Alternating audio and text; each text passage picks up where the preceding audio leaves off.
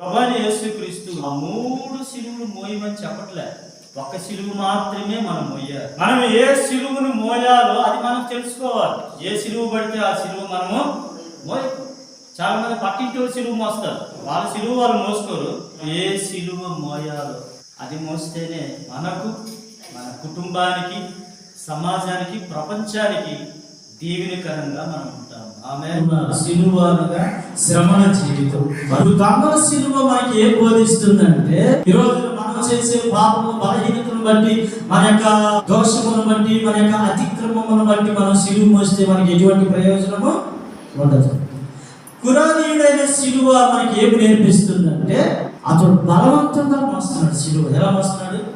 యేసు ప్రభు సిలువ మీద పెట్టబడింది. ఇప్పుడు ఏమనుకుంటున్నాడు? నాలో ఏ తప్పు లేదు, నేను ఏ పాపం చేయలేదు, అయినా మీరు నన్ను బలవంతంగా సిలువ నా మీద పెట్టారని అనుకుంటున్నాడు. కానీ సంతోషంగా సిలువని మోయట్లేదు.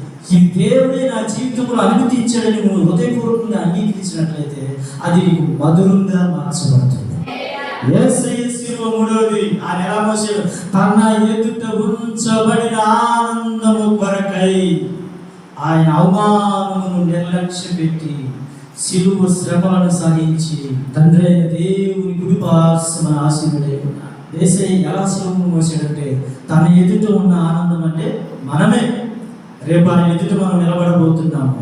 ఈ ఆనందమును గుర్తు చేసుకొని ఆయన అవమానమును నిర్లక్ష్యం పెట్టి ఆయన సిలువ శ్రమలను సాధించి, నయోమి అంటుంది, అయ్యా దేవుడు నన్ను దుఃఖపెట్టాడు, నయోమి అని పిలవకండి, మారాని నన్ను పిలవండి. ఏ సిలువ ఇది? కురేనీయుడైనా సీమోని యొక్క సిలువ.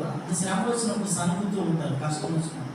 అందుకే పౌలు అన్నాడు, అనేకులు సనిగి గొనిగి సంహారకుని చేతులు నశించిపోయి